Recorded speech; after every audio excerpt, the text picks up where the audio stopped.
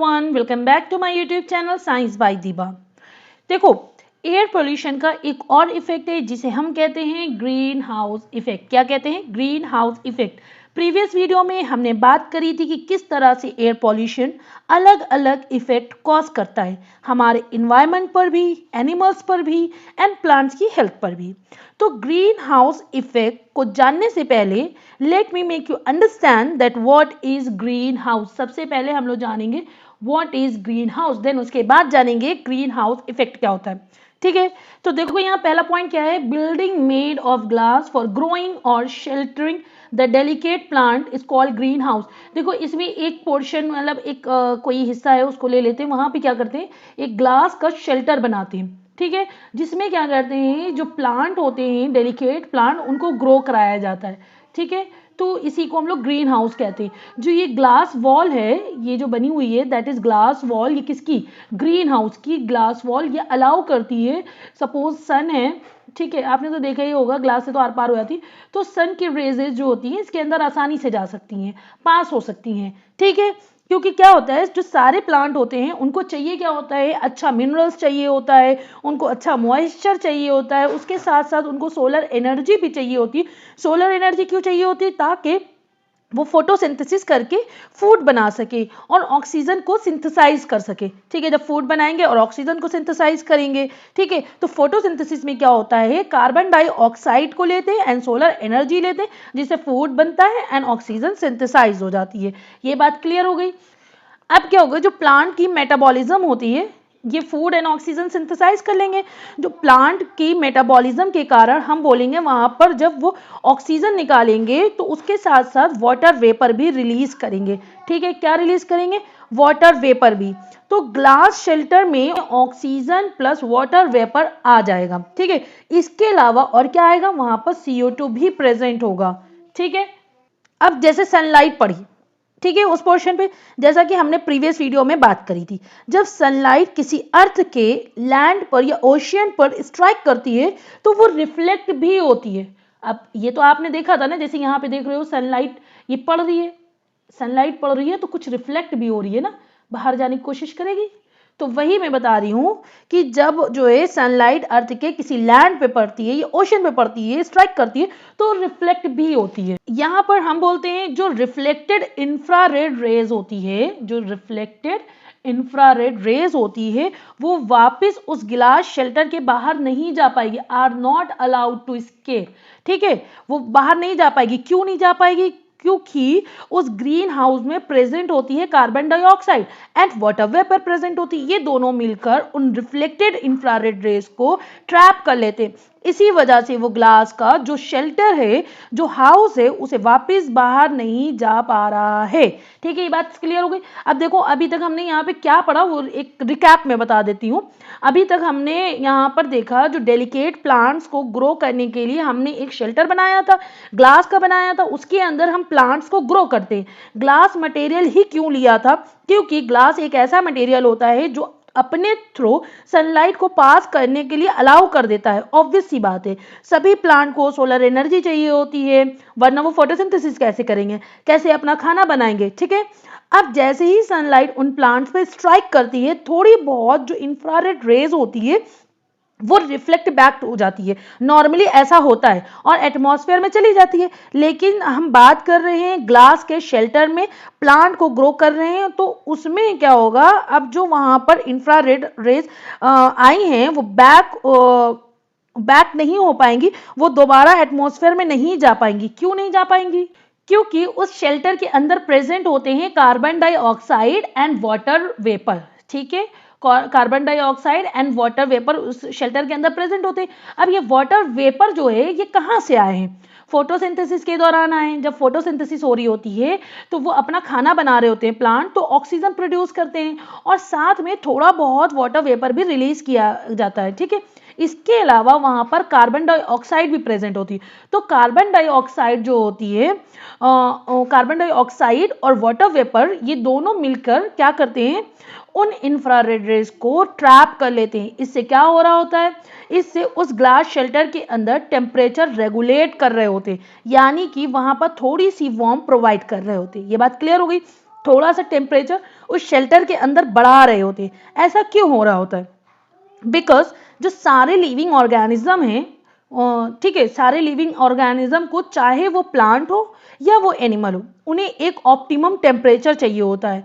Okay, जब हम बात कर रहे होते हैं एटमॉस्फेयर की, तो हमने देखा था कि मून के पास बिल्कुल भी एटमॉस्फेयर नहीं है, इसलिए डे एंड नाइट का टेम्परेचर इतना वेरी करता है। लेकिन प्लांट को एक ऑप्टिमम टेम्परेचर चाहिए और टेम्परेचर रेगुलेशन चाहिए। अगर सनलाइट के पड़ने से डे टाइम पे टेम्परेचर बढ़ रहा है और अगर उनको थोड़ी सी वार्म प्रोवाइड नहीं करी गई, इन इंफ्रारेड रेज को ट्रैप नहीं किया गया, तो डे टाइम में क्या होगा, टेम्परेचर एकदम फॉल हो जाएगा, बहुत ठंडा टेम्परेचर हो जाएगा, तो प्लांट सर्वाइव नहीं कर पाएंगे, क्योंकि प्लांट को क्या चाहिए होता है, एक ऑप्टिमम टेम्परेचर चाहिए होता है। ठीक है, अब देखो जो कार्बन डाइऑक्साइड है एंड ये वाटर वेपर है, ये एक अच्छा काम कर रहे हैं। ठीक है, ये अच्छा काम कर रहे हैं, इंफ्रारेड जो रेज है उसको ट्रैप कर रहे हैं।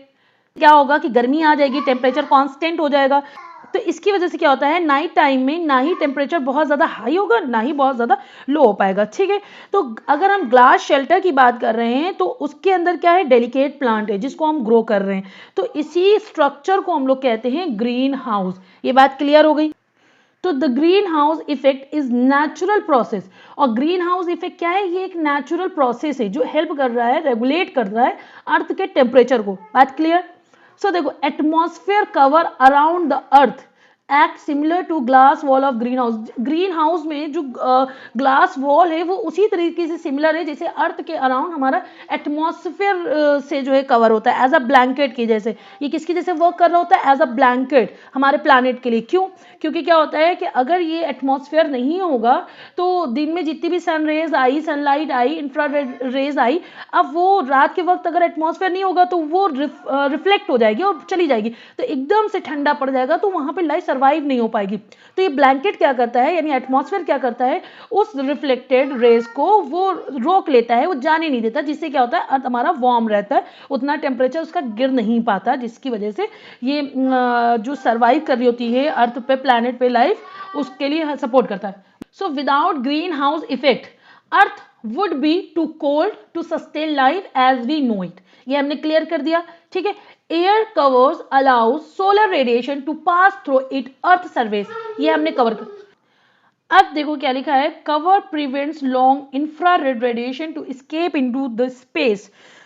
अर्थ पर जो भी सोलर रेडिएशन आती है थोड़ी सी एब्जॉर्ब हो जाती है, most of them reflected back हो जाती है। वो जो रिफ्लेक्टेड बैक रेडिएशन है उनको ये एयर ब्लैंकेट की तरह कवर कर रहा है, अर्थ को ये एयर उसको ट्रैप कर लेगी। ठीक है, अब इसमें देखो ये सब गैसेस है, अगर पूछा जाए कि ग्रीन हाउस गैसेस कौन कौन सी होती है, ग्रीन हाउस इफेक्ट गैसेस, तो नॉर्मली तो CO2 प्लस वाटर वेपर तब, लेकिन अगर हम ये पूरे वर्ल्ड की बात करें, मतलब पूरे प्लैनेट की बात करें, तो ये सफिशिएंट नहीं होगा। जब ग्रीन हाउस की बात हो रही थी, ग्लास शेल्टर था, तब कार्बन डाइऑक्साइड प्लस हमारा वाटर वेपर ही इनफ था। ठीक है, उसको रन कराने के लिए। लेकिन अब अर्थ की बात करें तो उसमें सिर्फ कार्बन डाइऑक्साइड ही सफिशिएंट नहीं है, उसके साथ मीथेन आपकी आएगी, ओजोन आएगी, नाइट्रोजन ऑक्साइड आएगी, क्लोरोफ्लोरोकार्बन्स आएंगे, ये सब ग्रीन हाउस गैसेज होंगी आपकी। अगर कभी एग्जाम में आता है what are greenhouse gases, तो ग्रीन हाउस गैसेज के आप नाम ये सब बता दोगे। Now clear? अब ये तो हमारे लिए अच्छी बात हो गई कि एक कांस्टेंट टेम्परेचर अर्थ पर मेंटेन हो रहा है, बट प्रॉब्लम कहाँ आ रही है? प्रॉब्लम देखो कहाँ आ रही है। देखो पहला पॉइंट क्या लिखा है, increase level of carbon dioxide methane in atmosphere is caused by burning of fuels in homes, industries, automobiles, telly, deforestation. देखो ग्रीन हाउस इफेक्ट हमारे लिए एक बेनिफिशियल है, बिकॉज ये एक कांस्टेंट टेम्परेचर मेंटेन करके हमें दे रहा है। लेकिन प्रॉब्लम ये है, जब ग्रीन हाउस गैसेस का अमाउंट बढ़ने लगता है, यानी जो ग्रीन हाउस गैसेस हैं, अभी जो मैंने ये सब नाम बताए हैं, methane, ozone, nitrogen oxide, chlorofluorocarbon and carbon dioxide, जब इनका जो अमाउंट है वो बढ़ने लगेगा, जितना ज़्यादा गैस होगी एटमॉस्फेयर में ग्रीन हाउस गैसेस, उतनी ज़्यादा सोलर रेडिएशन वो ट्रैप करेंगी। ठीक है। और जितनी ज़्यादा सोलर रेडिएशन ट्रैप हुई, अर्थ का टेम्परेचर उतना ज़्यादा बढ़ रहा है। हम ग्रीन हाउस इफेक्ट को यूज़ कर रहे हैं अर्थ के एक ऑप्टिमम टेम्परेचर को मेंटेन करने के लिए, लेकिन यहाँ पर तो उल्टा हो रहा है। गैसेस का कंसंट्रेशन बढ़ता जा रहा है, जिसके कारण वो और रेडिएशन एब्जॉर्ब कर रही हैं और कि अर्थ का टेम्परेचर बढ़ रहा है। अब ये तो हो गई है प्रॉब्लम की बात। अब ये गैसेस का कंसंट्रेशन बढ़ क्यों रहा है, ये भी एक रीज़न है। वाई एक अपने में बहुत बड़ा क्वेश्चन है कि क्यों बढ़ रहा है। Because of air pollution. इसका आंसर होगा एयर पोल्यूशन। जैसा कि हमने देखा था कि व्हाट इज एयर पोल्यूशन, किसी भी तरह का अनडिजायरेबल चेंज एयर का जो एक आइडियल कंपोजिशन होता है उसे हम कहते हैं एयर पोल्यूशन। हर एक गैस का कंसंट्रेशन इन एटमॉस्फेयर एक फिक्स होता है, ठीक है। सारी गैसेस का जो कंसंट्रेशन होता है एटमॉस्फेयर में वो फिक्स है। आइडियल गैस कंपोजिशन याद है ना, तो वही है, वो उसका फिक्स है, उसमें कुछ भी अनडिजायरेबल चेंज हुआ तो एयर पोल्यूशन होना ही होना है। Now clear.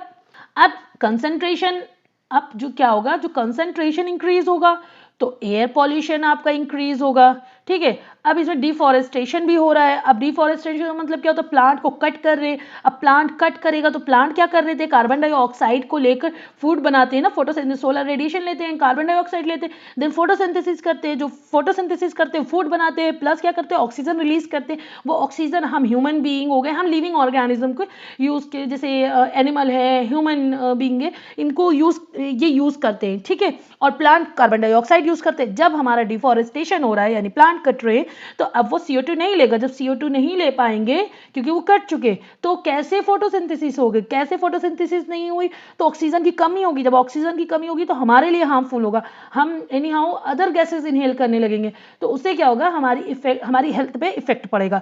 तो CO2 का कंसंट्रेशन लगातार बढ़ रहा है, ठीक है। CO2 and CH4 trap the heat. CO2 and CH4 trap कर रहा है हीट को, यानी इंफ्रारेड रेडिएशन को, जो कि रिफ्लेक्टेड हो रही है by the earth. Heat up of the atmosphere lead to increase in earth temperature. This is called global warming or greenhouse effect. देखो क्या है ग्लोबल वार्मिंग, जब आपने कभी आर्टिकल वगैरह पढ़ा हो तो उसमें देखा होगा कि ग्लोबल वार्मिंग बहुत बढ़ रही है। क्यों हो रही है, क्योंकि ग्लेशियर जो है वो मेल्ट हो रहा है। उसका रीजन क्या है ग्लेशियर के मेल्ट होने का, टेम्परेचर ऑफ अर्थ, मतलब अर्थ का जो टेम्परेचर है वो लगातार बढ़ रहा है। और ऑप्टिमम टेम्परेचर की नीड होती है for abiotic and biotic component के लिए, तो वो टेम्परेचर मेंटेन नहीं हो पा रहा है। और वो क्यों नहीं हो पा रहा है, क्योंकि ग्रीन हाउस गैसेस का कंसंट्रेशन लगातार बढ़ता जा रहा है, ठीक है। जब ग्रीन हाउस गैसेस का कंसंट्रेशन लगातार बढ़ता जाएगा, ज़्यादा रेडिएशन एब्जॉर्ब होगी हीट से, अर्थ से, एंड टेम्परेचर इंक्रीज करेगा, तो इस सारी सिचुएशन में क्या होगा कि आपका ग्लोबल वार्मिंग कहलाएगा। Now clear. ये हो गया पूरा आपका green house effect and what is global warming. अब वही चीज मैं दोबारा रिपीट करती हूँ, अगर आप मेरे चैनल पे नए हैं तो इसे लाइक, सब्सक्राइब, शेयर करना मत भूलिएगा। And one more thing, hit bell icon so that मैं जब भी कोई वीडियो डालूं तो आप तक टाइमली नोटिफिकेशन आता रहे। प्लीज इसे लाइक करना बिल्कुल मत भूलना, क्योंकि आपका एक लाइक मुझे बहुत ज्यादा मोटिवेट करता है। Thank you so much and keep support me.